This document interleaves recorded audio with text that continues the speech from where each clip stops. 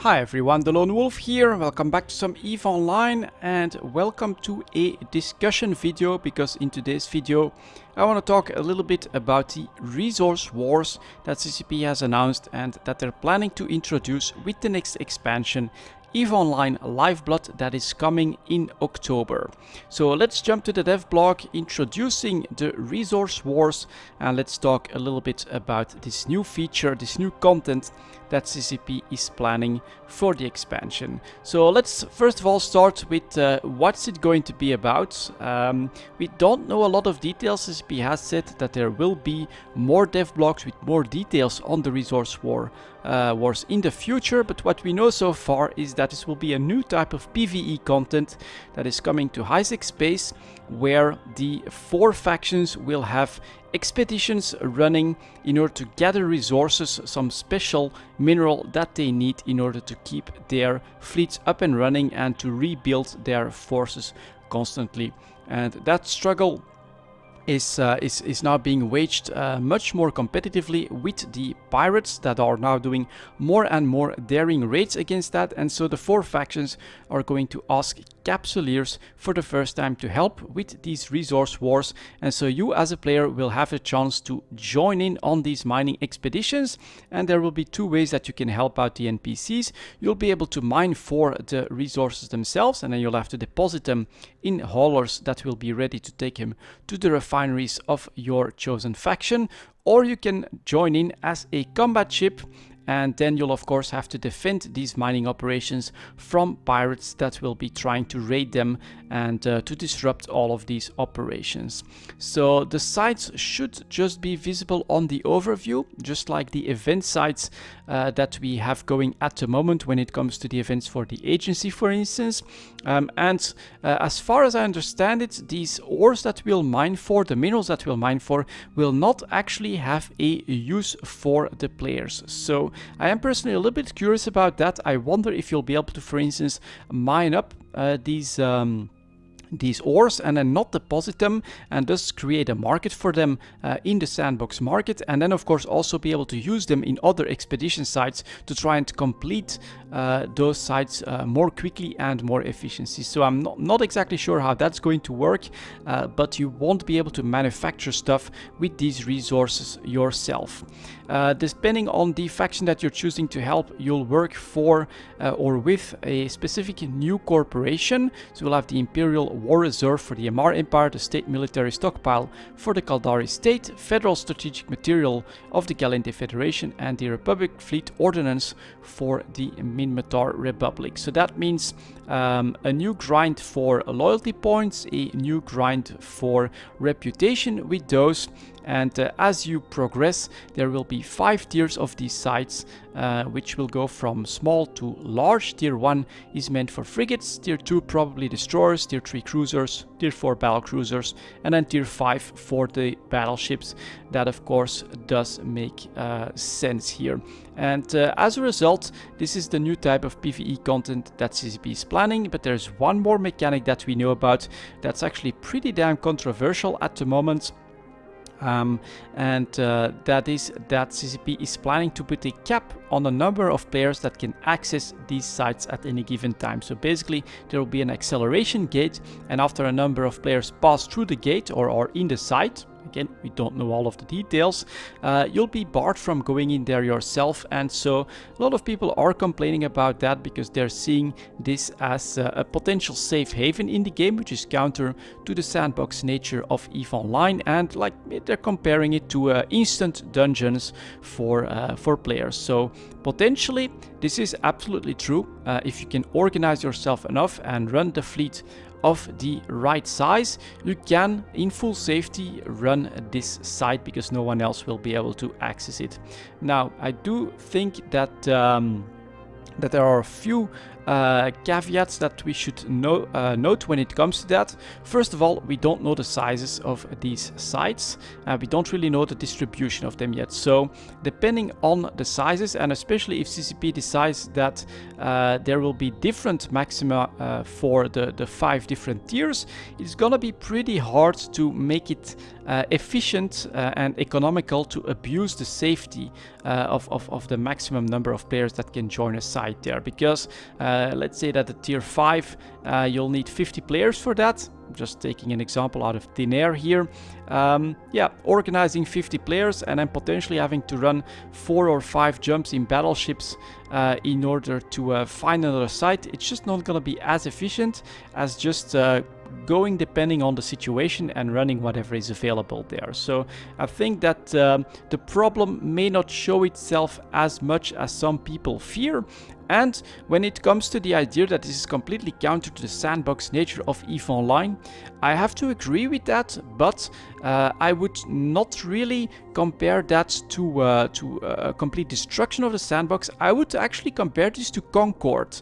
I don't think that we'll ever see this mechanic outside of HiSec. We don't see Concord outside of HiSec, and yes, this is a bit of a safety net for newer players to run these sites, but so is Concord in a way. It basically balances the scales very much in the favor of the defensive sides there.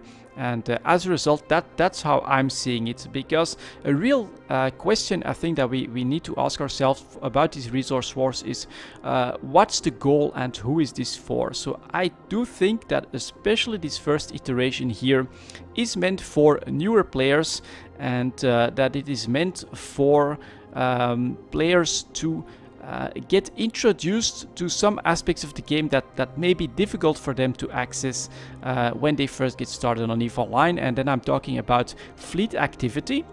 Because presumably you'll be able to just join fleets through the agent finder and maybe also just straight up NPC fleets or something like that for these mining expeditions.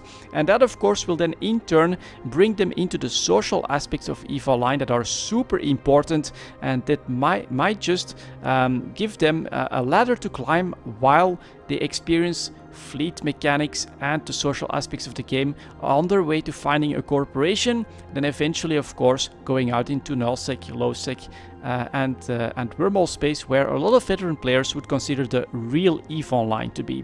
So yes, it's a departure from the sandbox game, but if we look at it from the perspective that the aim here is to provide newer players with a new way to connect with the game, to feel invested in the game, and then to introduce them to these very important aspects that otherwise require a massive leap to a corporation or potentially a nullsec alliance. Yeah, joining fleets and getting to know the social aspects of the game. I think that we can understand that CCP is going with a sort of a Concord mechanic for these sites in order to make that more likely to happen, so that you cannot just go in there and massively gank an entire group of alphas that want to enjoy that content. Now, what do I think this will need in order to be successful? Because while this is interesting and the rewards are meant to incentivize alpha clones, I think, to keep going with this, to give them a nice ladder to climb, the rewards are shown as like a crate where you will get ships and ship packages with both fittings, so modules and skins. So this is really a completely different type of reward. So you'll get ISK, you'll get LP, but you'll also get ships, you'll also get modules, and you'll also get skins. Eventually, of course, all of that is going to be absorbed by the EVE Online economy. The ships will just go down in value, the skins will become quite plentiful, and those fittings as well, depending on the value, that might actually drop those very specific modules. So I don't think that this is a very good long-term strategy when it comes to incentivizing people to climb the ladder. Now, again, if this is aimed at newer players, hopefully it's enough to get them into that, invested in the game, and then eventually into the larger game of EVE Online.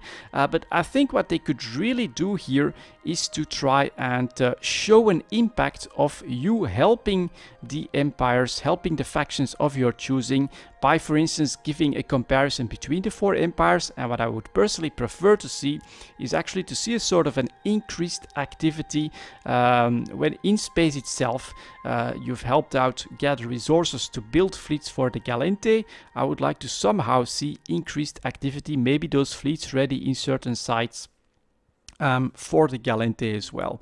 And that finally brings me to what I think is the coolest part of the resource wars. In and of itself, this is probably going to be pretty limited in scope and not that many players are going to help it. Again, I think it's aimed for a very specific goal here, but the potential here, I can see that to be absolutely massive, because what else do you need to provide like a little bit of a stepping stone for newer players to next to, again, fleet action and the social aspects of the game. It is PvP, and I could imagine a massively cool solution for that. Introduce a tier 6 later on here, where you just put up a second gate, and on that second gate, if you go through that, there will also be a limited number of players for those on high-sec gates. You're helping out the pirate faction. You're going suspect, you can start attacking the NPCs of these 4 corporations, and you'll help out the pirates. And this will create, I think, a very interesting place for people to get introduced into PvP, because as a defender you can choose to engage these suspects or not.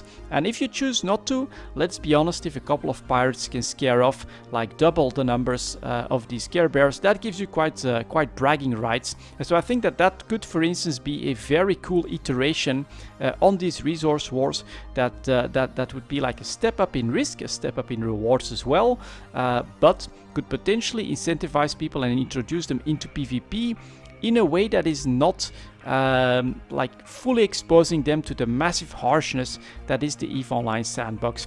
And then, of course, after that, when we're talking about low sec, we can go completely crazy with the potential here, because then I can imagine some of these expeditions on both the 4 empires and the pirates as well, competing for each other there amongst these resources available in lowsec. And then you would, of course, no longer have limits on the gates, and you could choose which side you want to help out, and you could get massive PvP battles in lowsec for, of course, again, a tier up in rewards as well. And then hopefully, as I've said, I do think that what you'll need long term is actually see an impact of these resource wars on the space that you're flying in.